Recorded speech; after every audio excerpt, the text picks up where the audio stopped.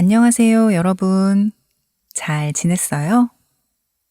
오늘은 크고 작음을 나타내는 한자어, 대와 소에 대해서 알아볼게요.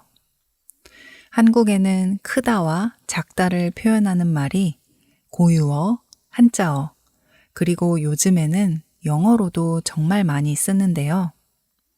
예를 들면 커피를 마실 때 빅 사이즈, 스몰 사이즈라고 말하고요. 일상생활에서는 큰 거 주세요, 작은 거 주세요 라고 많이 말하죠. 반면에 식당의 메뉴판에는 대 또는 소 표시가 되어 있는 경우가 많습니다. 이렇게 다양한 언어로 표현하고 사용하는데요. 그 중에서 한자어 표현에 집중해서 한번 알아보도록 하겠습니다.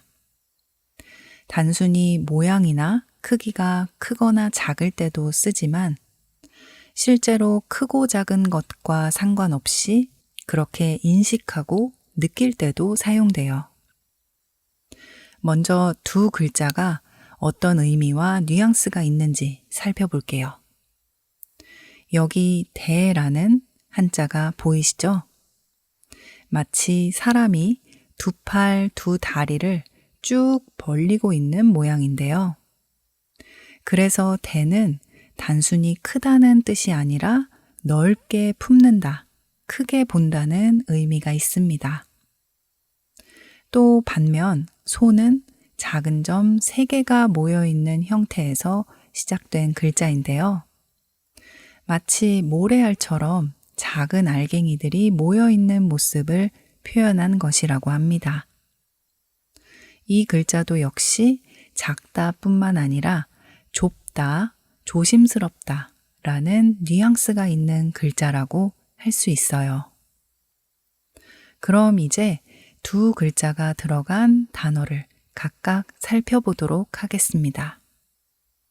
먼저 대도시와 소도시란 단어입니다. 대도시는 말 그대로 큰 도시를 의미해요. 즉, 지역이 넓고 인구가 많은 도시를 가리킵니다. 서울, 부산, 제주도, 대전, 대구, 광주 등이 있어요. 대도시의 반대말은 소도시인데요. 지역의 크기나 인구의 수가 작은 도시를 가리킵니다. 한국의 소도시는 대도시에 비해서 알려지지 않은 도시가 많죠. 심지어 한국 사람들도 소도시 여행을 하는 사람들이 많지는 않습니다. 하지만 한국을 찾는 여행객들이 점점 많아지고 있기 때문에 제 생각에는 여행하기 좋은 소도시들이 앞으로 많이 생기지 않을까 싶습니다. 그리고 대도시와 소도시 사이 정도 되는 도시를 가리키는 말이 있는데요. 바로 중소도시라고 합니다. 지역의 크기나 인구가 중간인 도시를 뜻하는데요. 중은 중간을 의미하고 소는 작다는 의미입니다. 한국에 2번 이상 여행 온 분들이 점점 많이 찾는 곳 중에 중소도시가 많습니다.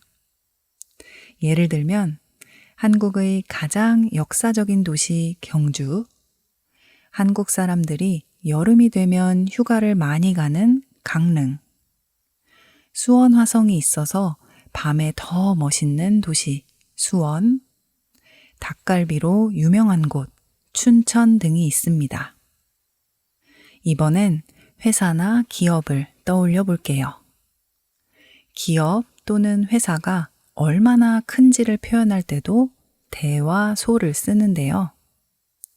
삼성, 현대, 카카오, 네이버처럼 아주 큰 기업을 한국에서는 대기업이라고 합니다.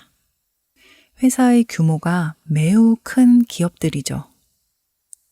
많은 한국 사람들이 대기업에 취직하고 싶어 합니다. 월급도 많고 다양한 경험을 할 수도 있고 복지도 좋으니까요. 물론 그만큼 취직 경쟁률이 어마어마하죠. 반면에 대기업이라 부르기 어려운 작은 기업을 중소기업이라고 부릅니다. 아까 소개한 중소도시처럼 중간 규모이거나 작은 규모의 회사를 뜻해요. 제가 느끼기엔 정직원 50명 정도의 회사를 사람들은 중소기업으로 인식하는 것 같아요. 만약 그보다 작으면 기업이란 말을 잘 붙이지 않습니다. 그리고 사람을 표현할 때도 대와 소를 씁니다. 혹시 티켓을 살 때 대인, 소인 이런 표현을 본 적이 있으신가요? 여기서 대인은 어른을 뜻하고요. 소인은 어린이를 의미합니다. 몸이 크고 작은 것, 혹은 나이가 많고 적은 것을 한자어 대와 소로 나타내는 것이죠. 티켓을 판매하는 곳에서는 이 단어를 대부분 볼 수 있어요. 어딜 가나 어른과 아이들의 티켓 가격은 다르기 때문입니다. 예를 들면 놀이동산, 영화관, 식당, 항공권 구매 등등 대인과 소인 표시는 아주 흔하게 찾아볼 수 있습니다. 그런데 대인과 소인이 단순히 어른과 아이를 뜻하지 않는 경우도 있습니다. 한국 사극 드라마를 보면 전하, 소인 전하께 한 말씀 올리겠사옵니다 라는 장면이 꼭 한 번씩 나오는데요. 이때 소인은 나이가 어리거나 몸이 작은 사람을 뜻하는 게 아니에요. 신분이 낮은 사람이 자기를 더 낮춰서 부르는 말로 쓰인 겁니다. 옛날에는 임금보다는 신하가, 양반보다는 노비가, 남자보다는 여자가 소인이었던 것이죠. 반대로 대인이라고 하면 예의가 바르고 아주 도덕적인 사람을 뜻하기도 합니다. 많은 사람들이 존경하고 인정하는 멋진 사람인 거죠. 즉, 여기서 대는 크기나 나이와는 상관없이 사람들에게 마음이 큰 사람으로 느껴지는 것을 의미합니다. 그래서 그분은 진짜 대인배야 라고 말하기도 합니다. 또 회사에서 일을 하다 보면 많은 프로젝트를 진행하게 되는데요. 아주 큰 프로젝트인 경우도 있고 간단하고 작은 경우도 있습니다. 이럴 때 대규모 프로젝트 또는 소규모 프로젝트 이런 식으로 말할 수 있습니다. 규모는 물건이나 현상의 크기나 범위를 나타내는 말인데요. 대규모는 크고 복잡한 일, 소규모는 작고 간단한 일을 의미합니다. 예를 들면 큰 지진으로 인해 대규모의 피해가 발생했다. 10명 정도의 소규모 파티를 할 계획이다. 이런 식으로 사용할 수 있어요.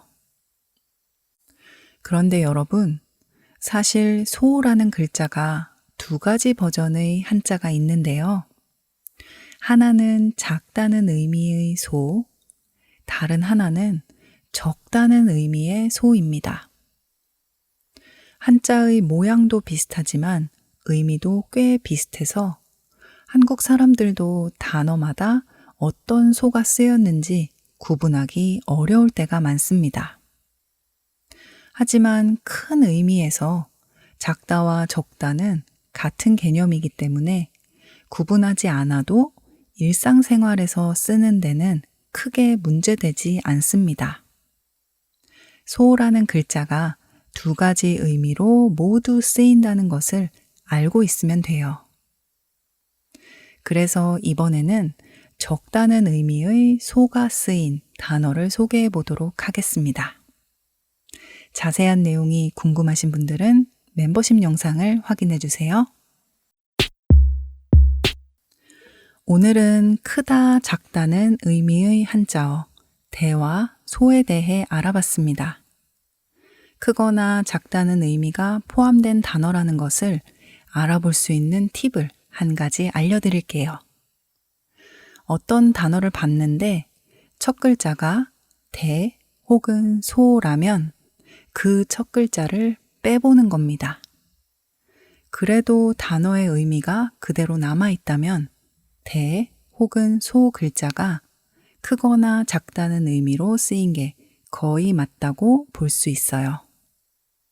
예를 들면 도시, 대도시, 소도시, 기업, 대기업, 소기업, 사건, 대사건, 반전, 대반전, 책자, 소책자, 모임, 소모임 등이 있습니다.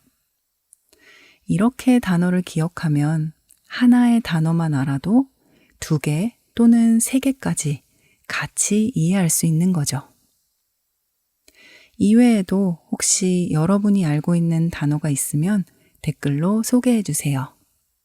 혹은 의미가 궁금한 단어를 댓글로 남겨주시면 답변해 드리도록 하겠습니다. 지금 K진의 한국어 팟캐스트 멤버십에 가입하시면 멤버십 전용 영상을 보실 수 있고 이 영상의 한국어 스크립트 PDF 파일을 무료로 다운받으실 수 있습니다. 아래 링크를 통해 가입하실 수 있어요. 여러분의 적극적인 참여와 관심, 응원에 항상 감사드립니다. 오늘의 단어는 여기까지. 다음에 또 만나요. 안녕.